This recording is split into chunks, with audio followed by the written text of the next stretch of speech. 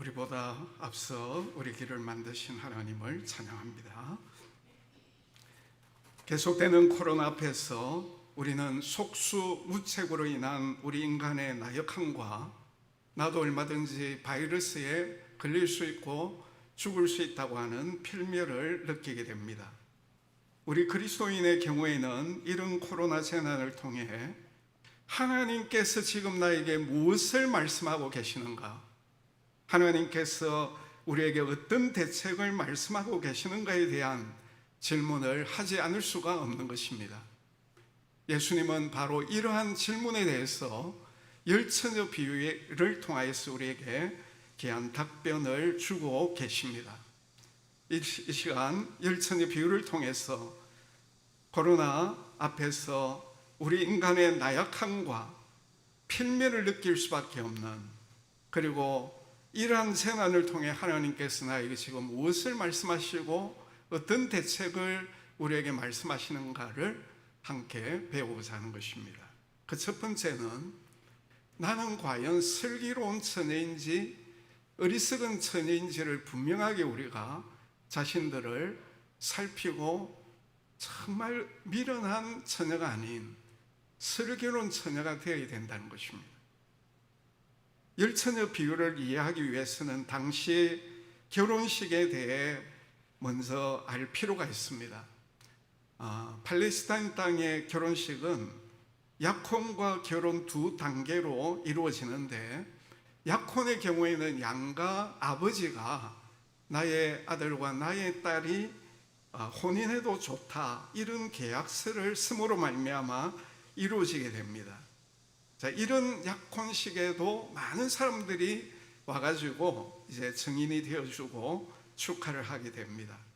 그리고 이 약혼식 다음에 1년 동안 신랑은 앞으로 결혼을 하고 난 다음에 가정을 이끌어 갈 수 있는 모든 준비를 다 하게 되고, 이런 준비가 끝나면 처가를 찾아가 가지고 신부를 데리고 와서 결혼식을 하게 되었습니다. 당시 결혼식은 밤에 이루어졌기 때문에 이 신부에게 있어야 될 것이 반드시 등과 기름이었다는 것입니다. 이 비유에서 진짜 중요한 것이 무엇이냐면 신랑이 누구이고 신부가 누구이냐 하는 것입니다. 신랑은 바로 어린 양 되시는 예수 그리스도이고, 신부는 바로 그 예수 그리스도를 믿는 그리스도인을 가리키는 것입니다. 그래서 지금 우리 그리스도인은 예수님과 약혼한 상태에 있는 것입니다. 그래서 오늘 본문에 보면 예수님은 한 분이고 예수 믿는 사람들은 여러 사람이기 때문에 열처녀로 이렇게 말씀을 하고 있죠.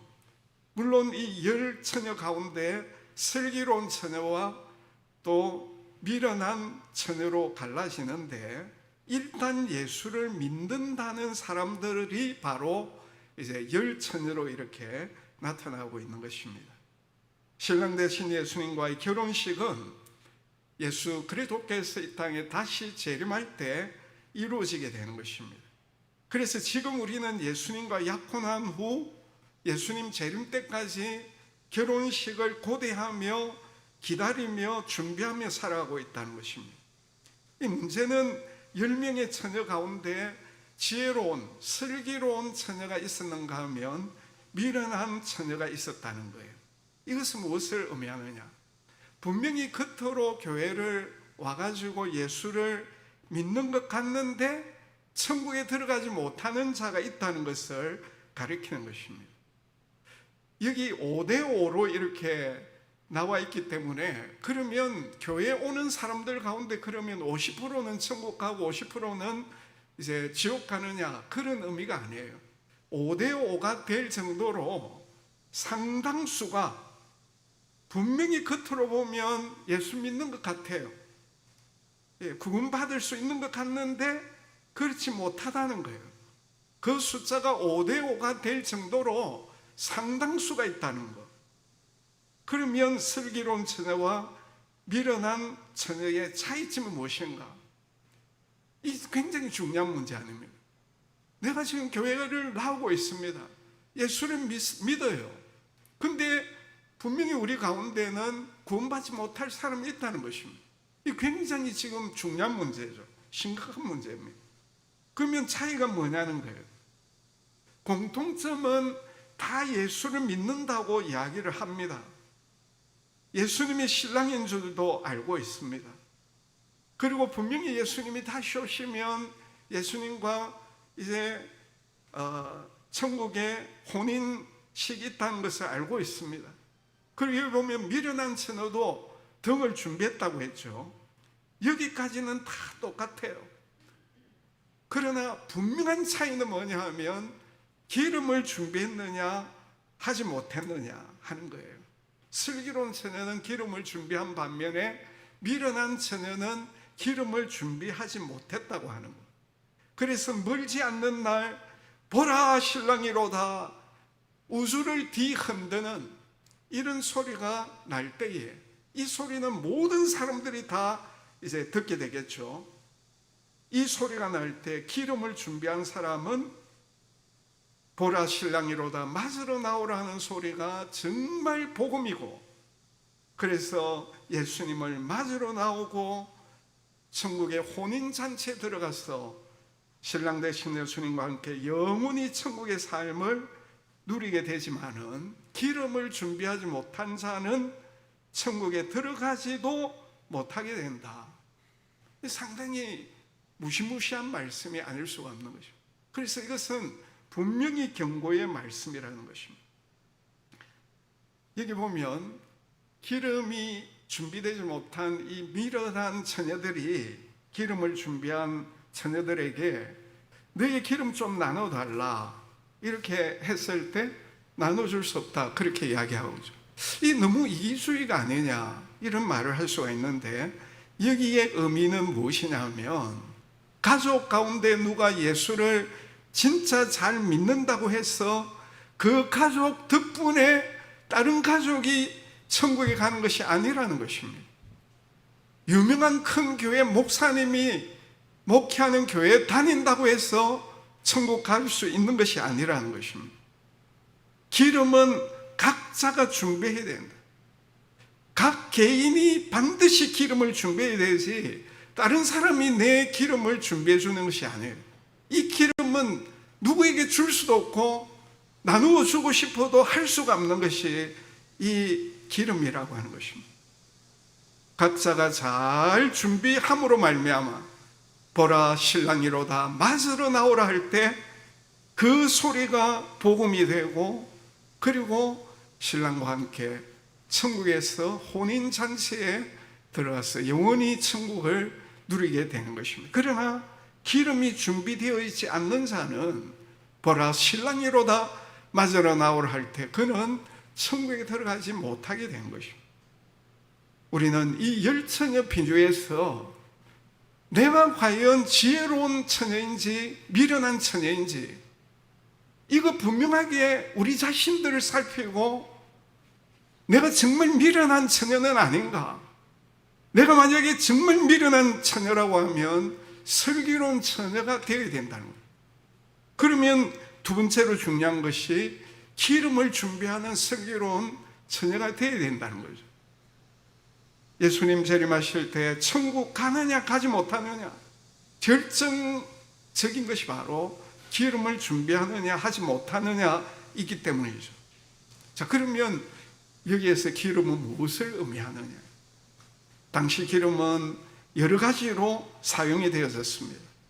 식용으로도 미용으로도 조명으로도, 그 다음에 제사장 왕 선지자가 위임식을 할 때 기름을 붓기도 하고, 그리고 아픈 사람이 있을 때 기름을 바르고 기도하기도 하고, 그리고 어떤 분들은 이 기름을 성령으로 또 해석을 하기도 합니다만은 이 본문에서 말하고 있는 기름을 정확하게 해석하기 위해서는 먼저 앞뒤 문맥을 잘 살펴봐야 된다.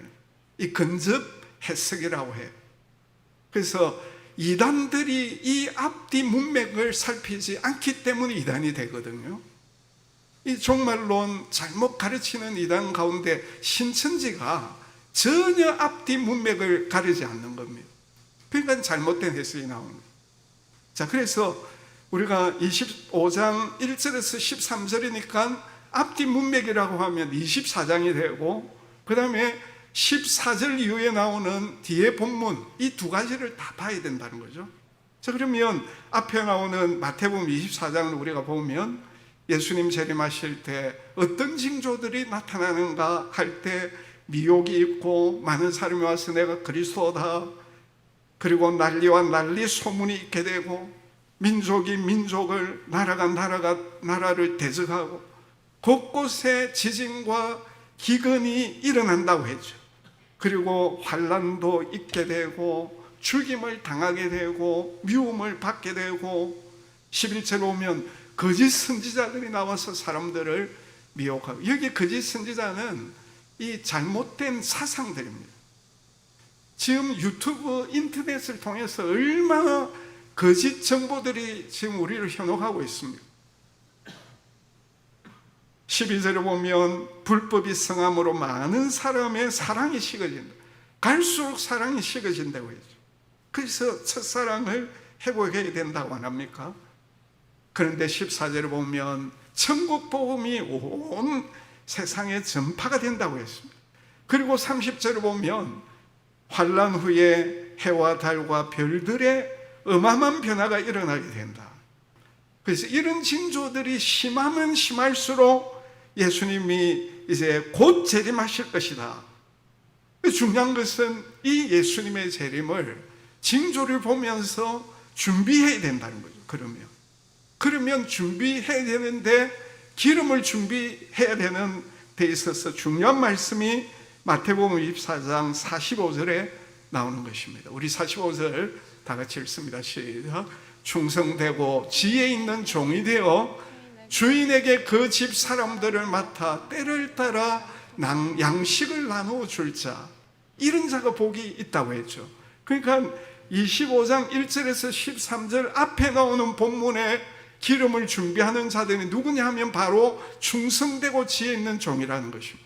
그럼 여기 충성되고 지혜 있는 자들은 어떤 자들이었는가? 바로 주인에게 그 집 사람들을 맡아 때를 따라 양식을 나눠주는 자들이라는 거죠. 그럼 여기 양식이 뭡니까? 바로 천국 복음이라는 것입니다. 예수 그리스도를 믿을 때 구원 얻는다고 하는 이 천국 복음을 사람들에게 전하는 자, 이런 자가 충성되고 지혜 있는 자고 기름을 준비하는 복된 자라고 하는 것입니다. 한마디라도 불신자들에게 복음을 전하는 것, 이것이 바로 양식을 나눠주는 자, 지혜롭고 충성된 자. 이걸 안 하는 사람은 불충한 자요, 어리석은 자요, 그리고 때를 따라 양식을 나눠주지 않는 그런 자라는 거죠. 그래서 오늘 우리는 이 마지막 때에 어떤 자가 기름을 준비하는 자인가? 내가 예수 믿고 구원받았다고 하는 이 복음을 상대가 듣든지 안 듣든지, 아무리 코로나 사태로 인하여 지금 많은 사람들이 교회 오기를 힘들어하고 어렵다 하더라도 그런 자들에게도 복음을 전하는, 이것이 바로 양식을 나눠주는 자, 지혜롭고 충성된 자, 기름을 준비하는 자다라고 이렇게 앞에 본문에서 기름 준비 어떻게 하는 것인가 말씀을 하고 있다는 것이죠. 그 다음에 25장 14절 이후에 이제 달란트 비유가 나오죠. 이 달란트 비유의 핵심은 충성입니다. 충성. 2달란트 받은 자, 5달란트 받은 자들을 향하여 충성된 자라고 이렇게 말씀하지 않습니까? 그러면 무엇에 충성했느냐는 것이죠. 이 두 사람은 공통적으로 주인으로부터 받은 5달란트, 2달란트 가지고 나가가지고 열심히 장사해가지고 배로 남긴 그런 자들이죠. 그러니까 자기가 받은 것을 배로 남기는, 생산을 극대화하는 자라는 거예요. 저 같은 사람은 설교하는 자로서 하나님이 재능을 주셨기 때문에 이 재능을 계속해서 잘 발휘해가지고 어떻게 쓰든지 설교 준비 잘하고 설교 잘하는, 이것이 바로 이제 생산을 극대화하는 거예요.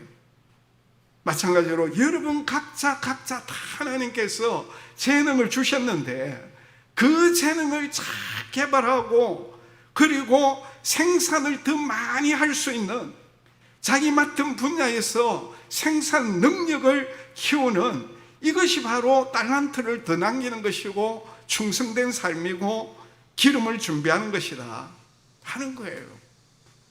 오늘 여러분이 처한 곳에서 하나님이 여러분 각자에게 주신 그 재능을 잘 개발하고 그것을 활용을 하고 그리고 이전보다도 여러분의 그 재능이 더 이제 극대화될 수 있도록 그런 일에 오늘 우리가 최선을 다해야 된다는 거예요.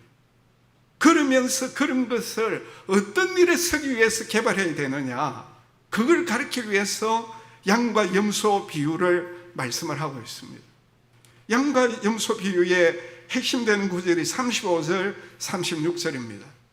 거기 보면 내가 줄일 때 너희가 먹을 것을 주었고 마실 때 마시게 하였고 나그네 되었을 때 영접하였고 헐벗었을 때에 옷을 입혔고 병들었을 때 돌아보았고 옥에 갇혔을 때 와서 보았느니라. 이 선행이죠. 나누는 삶이죠. 오늘 우리 주변에 가난한 사람들, 소외된 사람들, 힘들어하는 사람들을 도와주고 병든 사람을 찾아가는 것, 아무것도 아닌 것 같는데 이것이 바로 기름 준비하는 것이다. 내가 받은 그 재능을 개발하고 극대화해가지고 하나님이 나에게 이제 축복해 주실 때 그 축복을 내 주변에 누리지 못하는 그런 자들에게 나눠주는 삶, 이게 바로 기름 준비하는 것이랍니다. 그 다음에 이제 앞뒤 문맥뿐만 아니라 마태복음 전체를 통해서 기름 준비하는 것이 뭔가, 이것도 우리가 봐야 되거든요. 그 마태복음 전체를 우리가 다 볼 수는 없고 핵심되는 말씀들을 우리가 보면 산상보훈인 마태복음 5장에서 7장에서 강조하는 핵심은 바로 바른 삶이에요. 하나님 나라 백성다운 삶이에요. 완전히 믿지 않는 사람들과 구별된 삶을 강조하고 있습니다.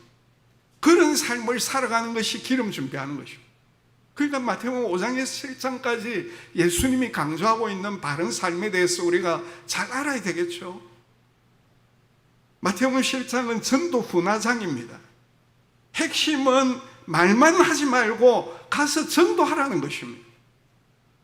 이 어려운 때도 우리는 전도해야 된다는 것입니다. 전도하는 삶이 기름 준비하는 삶이다.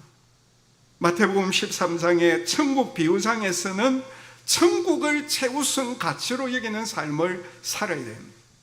오늘 우리 이 땅 위의 삶이 우리가 다가 아닙니다. 우리는 천국을 준비하는,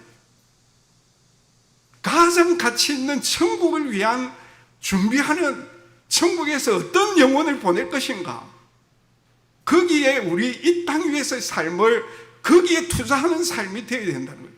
그것이 기름 준비하는 것입니다.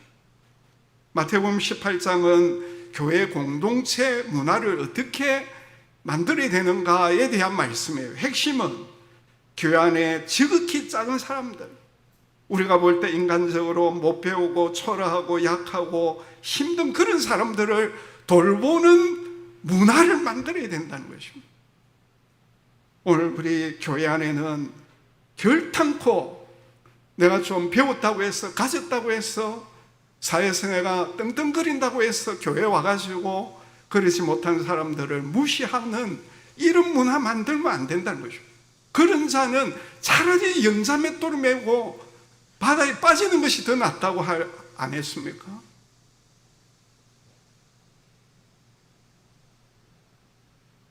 결론적으로 마태복음 12장 33절에서 예수님은 오늘 우리가 이런 이제 바른 삶, 이런 선행의 삶을 살아가는 데 있어서 중요한 것이 좋은 열매를 맺기 위해서는 좋은 나무가 되어야 된다고 말씀을 하고 있어요.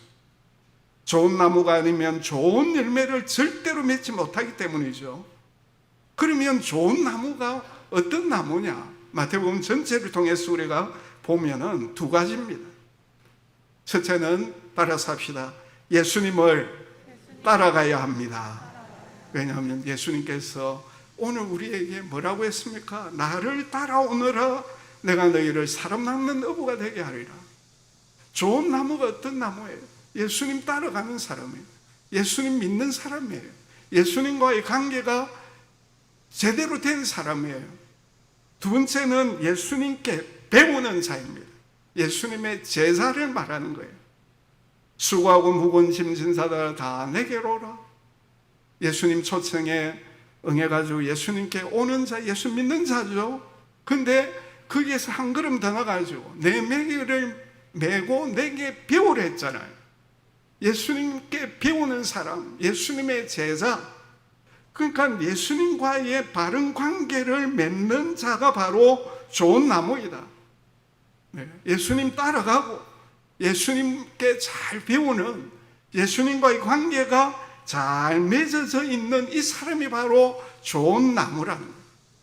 예수님과의 관계가 되어 있지 않는 자, 이런 자들이 아무리 세상적으로 선행을 한다 할지라도 이런 사람은 절대로 천국에 들어가지를 못하는 것입니다. 왜냐하면 그가 행한 착한 일은 세상적으로는 착하지만은 하나님 보실 때는 예수 안 믿고 행하는 착한 일은 천당 갈 만한 착한 일이 되지 못하기 때문이죠. 핵심은 예수를 믿어야 합니다. 예수를 따라가야 합니다. 예수님께 배워야 합니다. 예수님과 이런 인격적인 관계가 먼저 잘 된 자는 좋은 나무이기 때문에 따라오는 것이 좋은 열매라는 것입니다. 그래서 내가 진짜 좋은 나무인지 아닌지는 내가 좋은 열매를 맺고 있는지 맺고 있지 않는지를 보면 알 수가 있어요. 오늘 우리의 삶이 어떻습니까? 내 삶을 보면 내가 정말 좋은 나무이라고 생각합니까? 내 믿음이 진짜라고 하면 반드시 착한 행위가 따라오게 되고 반드시 바른 삶이 따라오기 마련입니다. 내 믿음이 진짜라고 하면 우리는 반드시 다른 사람들에게 복음을 전하게 되어 있고 내 재능을 개발하겠어 그 다음에 다른 사람들에게 나누는 삶을 살게 되어 있다는 것입니다. 그런 자가 기름을 준비한 자예요. 보라 신랑이로다 맞으러 나오라 할 때 기쁨으로 주님을 맞이할 수 있게 되는 것입니다. 마지막으로 따라서 합시다. 깨어 있어야 합니다. 우리 옆에 분들에 깨어 있어야 합니다. 우리 네, 결론입니다. 13절에 보면 그런즉 깨어 있어라. 왜 깨어 있어야 됩니까? 주님 오실 날을 우리는 알지 못하기 때문에, 물론 징조를 통해 우리는 대충은 알고 있습니다만 사람들 가운데 예수님의 재림을 정확하게 아는 사람 아무도 없습니다. 안다고 하는 그 사람은 이단이에요. 그 따라가면 안 되는 것입니다. 그래서 예수님의 재림은 밤중에 오는 것 같다고 안 합니까? 생각하지 않은 때에, 특별히 5절에 보면 신랑이 드디어 온다고 하는 말씀이 있죠. 예수님이 2000년 전부터 내가 온다고 말씀 안 했습니까? 근데 아직 안 오셨잖아요. 그러니까 우리 생각에 드디어 오는 것으로 느낄 수가 있는 것입니다. 그렇다고 예수님의 재림의 스케줄이 연기되느냐? 그렇지 않는 거예요. 하나님의 계획에 의해서 절대 연기라는 것은 없는 것입니다. 우리 사람이 그렇게 느낄 뿐인 것입니다. 2000년이 지났는데 아직도 안 오시네. 그러니까 자꾸 느리게 오는 거 아닌가 이런 생각을 하게 되는 거죠. 그러나 여러분, 하나님의 계산법은 1000년이 하루 같다 안 했습니다. 그러니까 2000년 같은 경우에는 하나님께는 이틀밖에 되지 않는 것입니다. 하나님께서 거시적인 눈을 가지고 보시기 때문에 우리 인간의 눈으로 볼 때는 드디어 오는 것 같지만은, 그러나 하나님의 정확한 시간에 우리 주님께서 반드시 오신다는 것입니다. 근데 아직도 안 오니까 그 밑에 보면 다 졸며 잔다고 했죠. 여기 이 졸고 자는 것, 이 영적인 해석하면 안 됩니다. 이것은 신체적인 걸 말하는 거예요. 오늘 우리가 하루 종일 일하고 뛰어다니면 저녁 되면 피곤하기 마련이고 저녁 되면 자야 된다는 것입니다. 그거는 죄가 아닌 거예요. 결국 여기서 깨어있어라, 이것은 영적으로 깨어있어라는 말이에요. 영적으로. 두 가지 부분에서 우리는 영적으로 깨어있어야 됩니다. 지난주에 말씀드린 말씀과 연결이 되는 말씀이에요. 첫째는 쾌락의 잠에서 깨어나야 됩니다. 여러분, 이 세상이 가면 갈수록 돈만 있으면 얼마든지 먹고 마시고 즐길 수 있는 그런 이제 쾌락들이 얼마나 많이 제공되고 있습니까? 그러나 믿지 않는 사람들은 그런 것이 좋다고 막 이렇게 하지만은 오늘 우리 믿는 성도들은 그런 세상 쾌락에 빠져들면 안 되는 것입니다. 쾌락의 잠에서 깨어나야 됩니다. 두 번째는 염려의 잠에서 깨어나야 됩니다. 사실 주부치고 염려 없는 주부가 없을 것입니다. 또한 코로나 사태가 계속되는 가운데 염려하지 않는 분 아마 아무도 없을 거예요. 우리는 사람이기 때문에 다 염려하기 마련입니다. 그러나 성경이 말씀하고 있는 것은 계속해서 염려에 머물러 있어서는 안 된다는 거예요. 그 염려의 잠에서 깨어나야 됩니다. 왜? 내 삶의 주인은 예수님이시기 때문에, 예수님이 나의 주인이시기 때문에 나에게 어떤 일이 일어나더라도 주님께서 나를 눈동자같이 지켜주시고 필요한 것을 여러 가지 도움의 손길을 통해 공급해 주실 것을 우리는 믿기 때문에, 아멘입니까? 우리는 염려할 필요가 없어요. 모든 염려는 주님 앞에 다 맡기고 우리의 할 일은 하나님 앞에 기도하는 것입니다. 하나님, 이런 것이 걱정이 됩니다. 어떻게 하면 좋겠습니까? 가르쳐 주세요. 우리는 하나님 앞에 이렇게 기도하고 그 다음에 오늘 주신 말씀처럼 기름 준비하는 거예요. 내가 믿는 예수님을 믿지 않는 불신 가족과 불신 친척, 불신 이웃, 불신 동료들과 친구들에게 그 사람들이 좋아하든 좋아하지 않든 우리 교회에서 멀리 있든 가까이 있든 우리가 할 일은 내가 믿는 예수님을 그들에게 전하는 것입니다. 그렇게 하기 위하여 내가 받은 재능들을 개발하고 극대화해가지고 주님이 주시는 복을 받아서 그 복을 다른 사람들에게 나누어주는 삶, 이 선행, 착한 삶, 열매 맺는 삶, 이거 위해서는 반드시 주님과 나와의 관계가 먼저 되어 있어야 됩니다. 내 예수님을 잘 따르고 예수님을 계속해서 잘 배우는 주님의 제자가 될 때 그 다음 바른 삶, 착한 삶은 따라오기 때문에 이 일을 우리는 작은 데서부터 우리가 시작을 해야 됩니다. 우리의 가정에서 내가 정말 예수님을 믿고 따르는 제자이기 때문에 예수님을 믿고 따르는 자로서 가정에서 우리 가족들에게 선행을 베풀어야 되겠죠. 그리고 교회 와가지고 내가 예수님을 믿고 예수님을 따르는 제자이기 때문에 구경꾼이 되면 안 되잖아요. 구경꾼이 내가 할 수 있는, 내가 받은 은사 가지고 주님의 교회를 위해서 내가 무엇을 할 것인가. 주님이 오실 것인데 주님 앞에 오늘 우리가 다 서가지고 우리가 한 일을 보고해야 할 것인데 너 교회를 위해 뭘 했느냐고 그렇게 물어볼 때 할 말이 있어야 안 됩니까? 구경꾼처럼 왔다 갔다 이게 안 되잖아요. 직장에서 우리는 죄 짓지 말고 복음 전하는 삶을 위하여 나누고 선행을 베푸는 삶을 살아가야 되는 것입니다. 이것이 바로 기름 준비하는 거예요. 보라 신랑이로다 맞으러 나오라 할 때 신랑 되신 주님을 우리가 기쁨으로 잘 맞이하게 하기 위하여 오늘 이 땅 위에서 우리가 지혜로운 슬기로운 처녀와 같이 기름 준비 잘 하시기를 주의 이름으로 축복합니다. 우리 찬송